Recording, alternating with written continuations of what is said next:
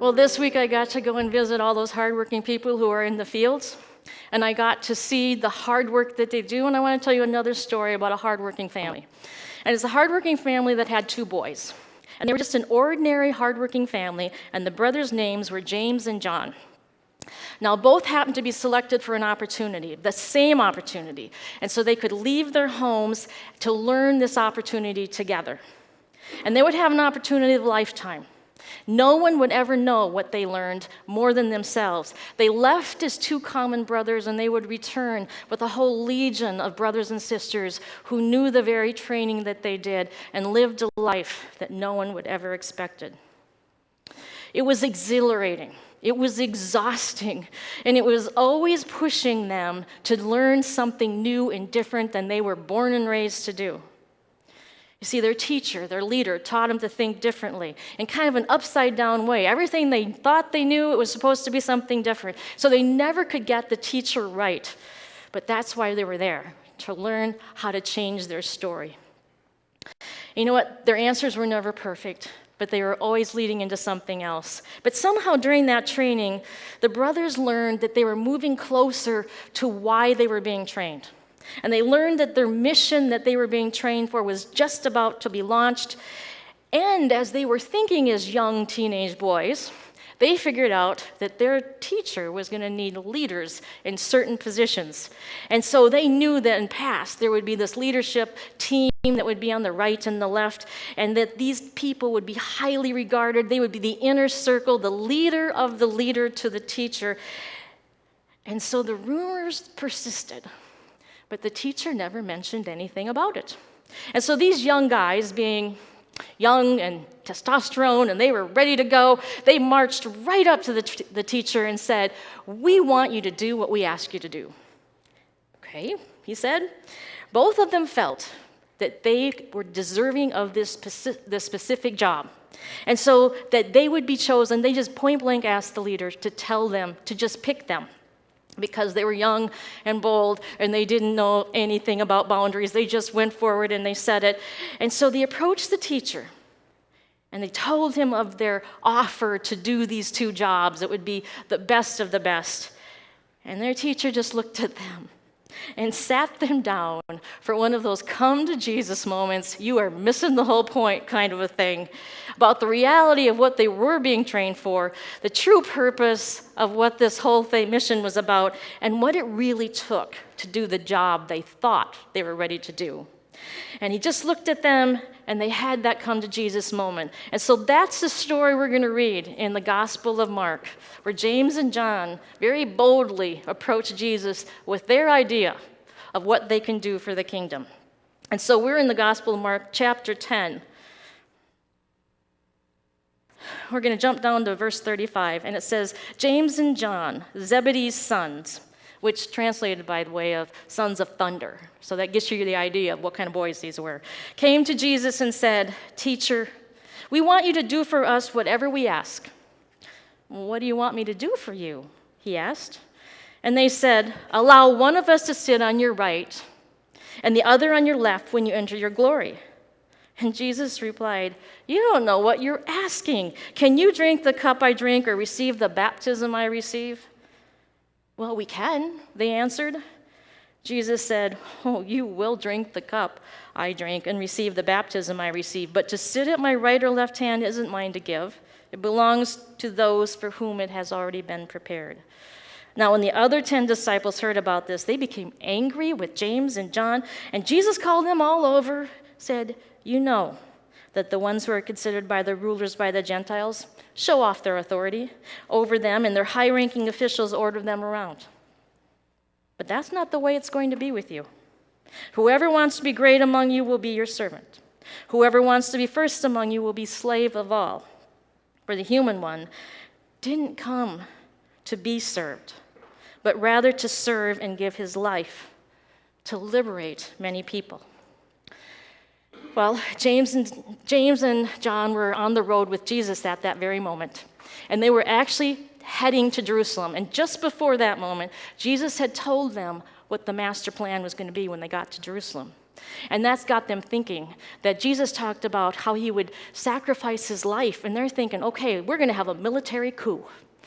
Okay, so they're thinking like young boys. We're going to have a military coup, and that's when they were going to need this leadership on both sides. So their minds were thinking. They figured out that Jesus was going to take over Jerusalem as the capital of Israel, and there would be a place, because the prophet said this would all happen, and they would need leadership at the top, at the left, and the right for this military honor. And hey, they've been on the inner circle. They've seen Jesus transfigured. Why not them? They're young, they're bold, so they approach their leader, and Jesus just looks at them in that come to Jesus way. You know that moment when you have it with your kids, like, really? Really? You're coming to me with that? And he says, you don't know what you're asking. And he goes on and tells them, if you want to make a difference in this world, you want to change the world, you have to serve it.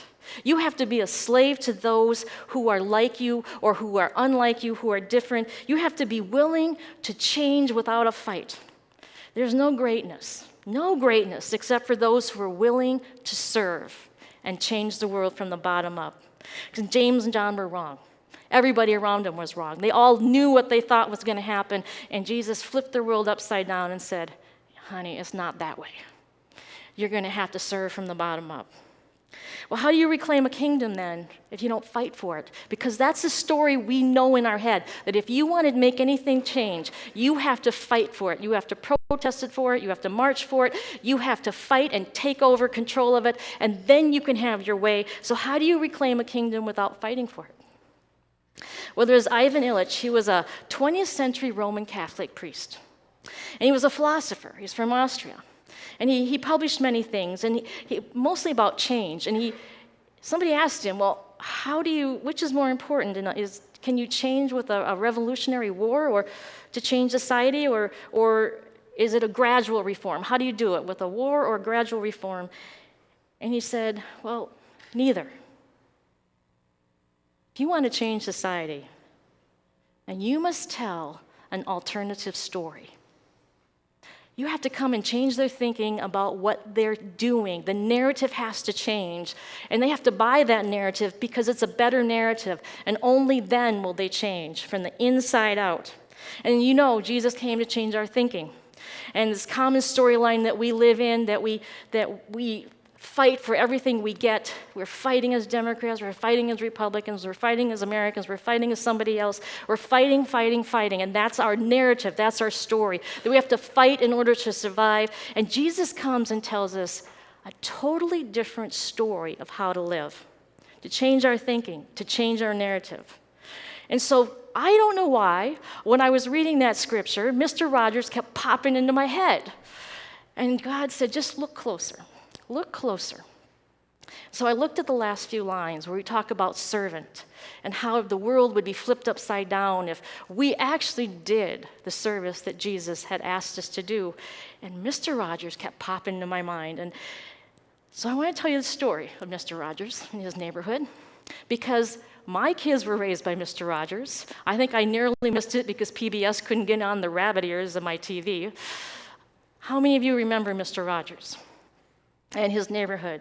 Well, it was 1953, and a very young Fred Rogers had just graduated with a degree in music composition. And you know my son is going for one of them. So music composition. And he was hired to produce some fairly well-known shows in New York at that time. But then he was given this one special one called the Children's Corner, where he introduced puppets and songs because he was a music composer, and his gentle nature just kind of won over the children. And he won an award for that Children's Corner because the new Children's Corner told a different story from what the children were hearing back then.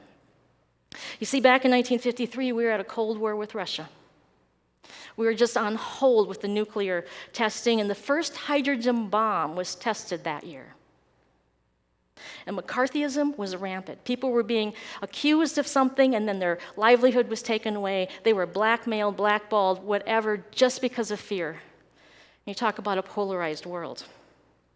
And that's the world, the story that was going on surrounding our children at that time. And Mr. Rogers came in and told a different story for the children, an alternative world. A few years later, after he launched that, he went back to graduate school, and he did 2 graduate degrees, not 1, but 2. He got one in child development, and he got another one as a Master of Divinity to be an ordained pastor, both of them. And he was charged at his ordination not to go to do a church, but to continue working with the children through social media. Fred Rogers never served a church, ever. He only served the children through television. The children were his church. And I just get tingles thinking about that. The children were his church. And so about 10 years later, when he was ordained in 1963, this is what the world was like. The war in Vietnam had escalated. We had children doing nuclear bomb drills where they would jump under their desk in case we were hit by a nuclear bomb. And we had people who were being assassinated, including John F. Kennedy. That was our reality. And so into that reality, he produced another show. It kind of morphed into Mr. Rogers in His Neighborhood, and it was born. A new neighborhood, a new reality, a different story than what the children knew. He never served a church, but he served the children. You see, in Mr. Rogers' world, there was a peace, and there was kindness, and above all else, we served one another. And no matter what job you had, it was just as important as every other job. The person who took the garbage was just as important as the highest person in the bank. And the person who was the nurse and the doctor was just as important as the custodian. Everybody had a purpose. The storekeeper, the farmer, they all had an important purpose because they were all gifted with God and God's image was in them. And they were all doing the work for the kingdom, although he never said that. You see, there was no war in Mr. Rogers' neighborhood. And there was no problem that could not be solved by talking to one another and helping one another through their hurt. Because when the problem came up, one of the puppets would come in, right? And they'd talk about that problem, and so that all the ears would hear what they needed to hear, and people would go off and do what they needed to solve that person's hurt, because it was out of that hurt that the problems arose. And so he stopped the problems so that no one went hungry and no one was sad because they were lonely. There was always somebody there to care for them. And that was Mr. Rogers' neighborhood. He armed himself with puppets and a world of play, because play is serious business when you're a kid. And he wrote songs about living with one another and kindness and joy and sunshine. And there was no job that was too small in his neighborhood. Mr. Rogers' neighborhood, it was actually a world that Jesus was talking about. Jesus actually created this world through Mr. Rogers. It was an alternative story to what the children were hearing. It was alternative to all the political division that was going on, the fighting, and all of the riots, and all of the things that were on the TV. Mr. Rogers' neighborhood became one moment, 1 hour of peace and love and kindness. It was the world that Jesus wanted to create through Mr. Rogers. And it was taught to our children. It was taught to you. It was taught to our children's children. And he always built everybody up. He built up the children who were watching the TV store. And you remember what he always said? You made this special day just by being yourself. You made this a special day just by being yourself. When's the last time you had somebody tell you that today was special because you showed up in it and you were just being you, created by God? You know, that was a Jesus-sized message for a pint-sized little child, that they were loved no matter what color they were, no matter if they were black or red or yellow or brown or white, no matter if they were rich or poor, no matter if they had just a mom and no dad, no matter if mom and dad were divorced, no matter if mom and dad were fighting, no matter if daddy was drinking, no matter what was happening in their world, they were still special because they were created in God's image. Imagine that. They were lifted up in being special in a world that may not have been very special in their life. He gave them a Jesus moment every single day. This is what I believe. Fred Rogers shared the gospel of Jesus Christ without ever calling it the gospel of Jesus Christ. He shared this alternative story without ever saying the word church. He simply told them the story of God's kingdom and what it would look like if Jesus' kingdom broke through here on earth. When we saw the heavenly kingdom breaking through, people would be talking to one another, solutions would be solved, poverty would end, greed, corporate corruption, all of the things that lead to the problems we have would end. And then he created songs to make children laugh and feel safe. That was Mr. Rogers' neighborhood. And I've been singing that jingle in my head all week. I can't get it out of my head. Most of all, Mr. Rogers told us an alternative way to live. It was stark contrast to the day in which they lived. And I can't think of a better story to share today than Mr. Rogers' neighborhood in a world that needs Mr. Rogers' neighborhood. We live in a very polarized world. And it upsets me to hear what I hear on the TV. It scares me to hear what I hear on the TV. And yet to know that Mr. Rogers created a storyline that was alternate and different way back when, and the storyline isn't much different, it just changes. It just changes. Because we haven't changed. See, Jesus came to change our thinking.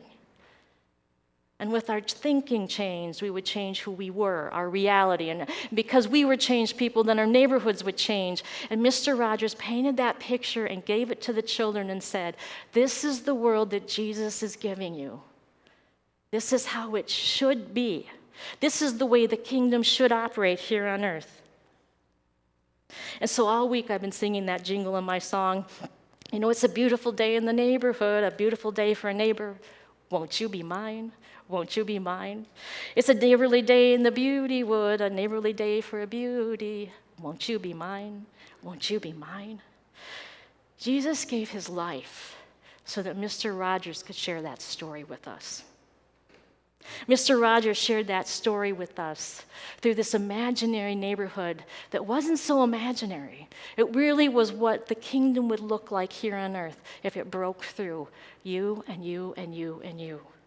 Because as I thought about it more and more, and why God said, let's look a little bit more. The reason I'm telling you about Mr. Rogers, look about it a little bit more. What would Mr. Rogers do for our world today?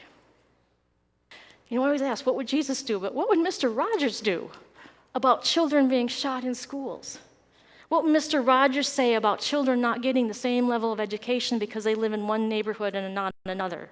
What would Mr. Rogers say about unemployment in neighborhoods that no longer get counted on the unemployment rosters because there's just no jobs and people have stopped applying? They're just perpetually unemployed, so they don't make it up on the roster. What would Mr. Rogers say about people who can't climb out of poverty while corporate profits soar and the wages never go up? What would Mr. Rogers do to fix the neighborhoods in Lee Sewer? What would Mr. Rogers do to keep our children safe in school? What would Mr. Rogers do to feed them so that they all had full bellies when they came to school, during school, and when they went home? What would Mr. Rogers do with children who go home to an empty household because both parents have to work and there's no one there to greet them?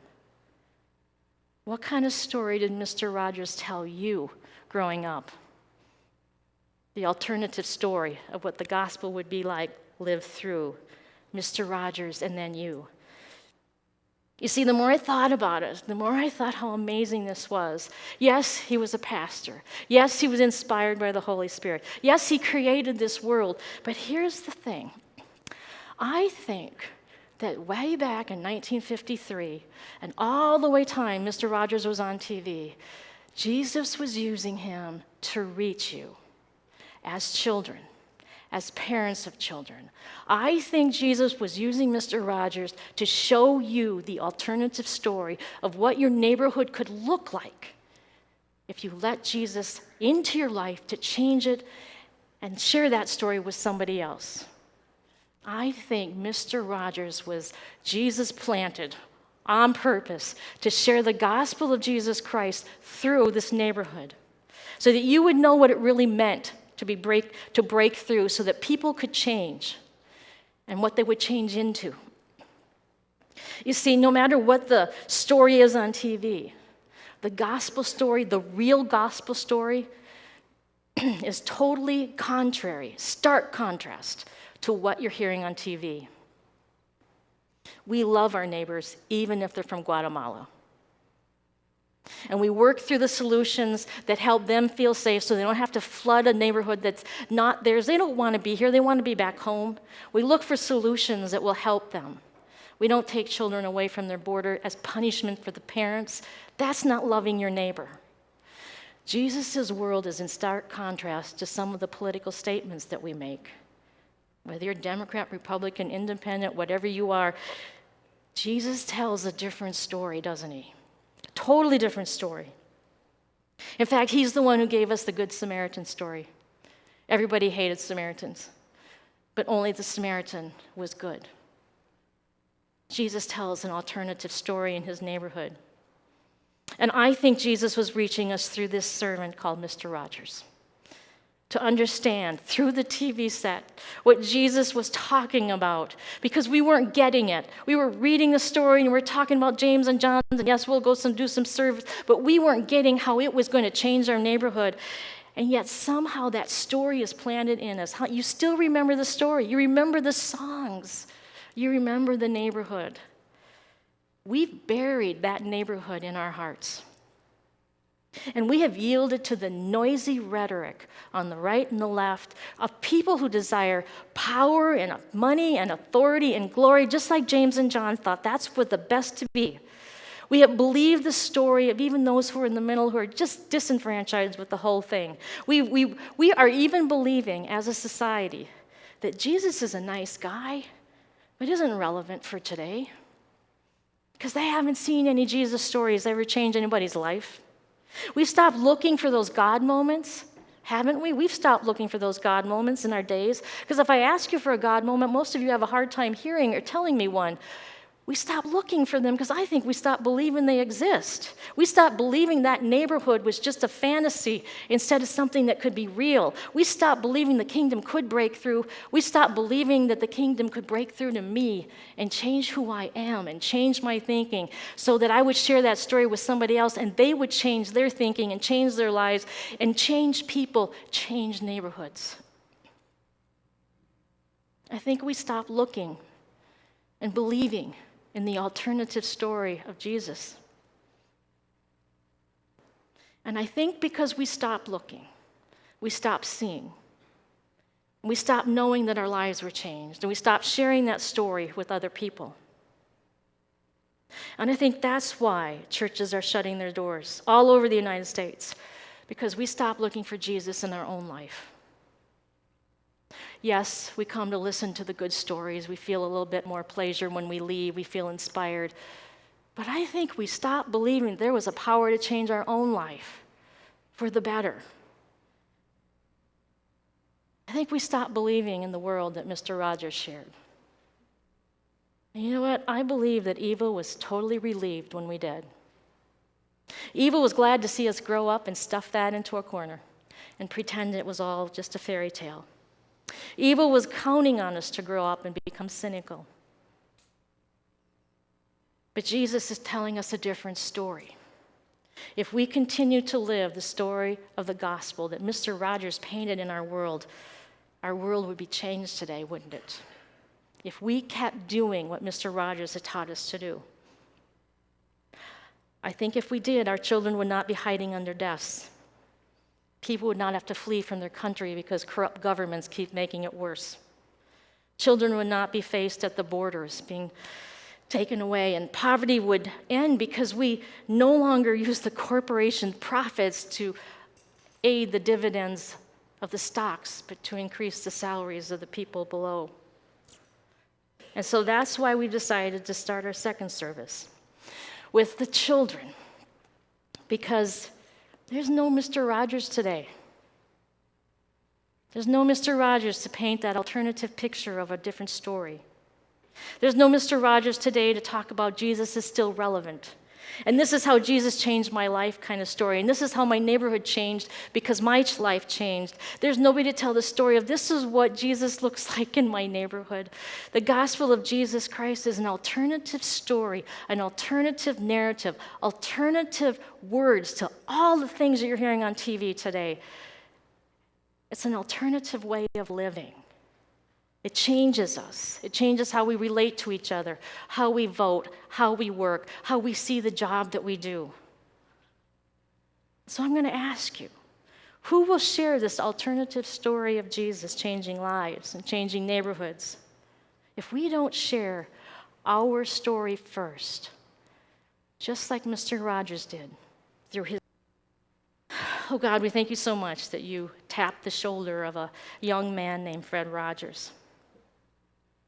And then not only you gave him the gifts to do the television show that he did, but you also tapped his shoulder to become a pastor. And you infused the Holy Spirit in his life so that he could show the children what a life lived would look like if heaven broke through and created a neighborhood the way you had intended it. So God, help break through our hardness. Help break our brokenness.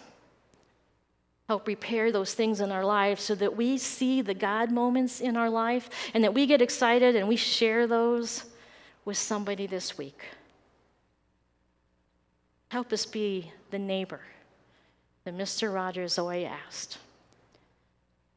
But most of all, God, help us be those servants of Jesus Christ who love to serve, who live to serve, who are changed to serve. We lift all of this up because of Jesus who came to change us. Amen.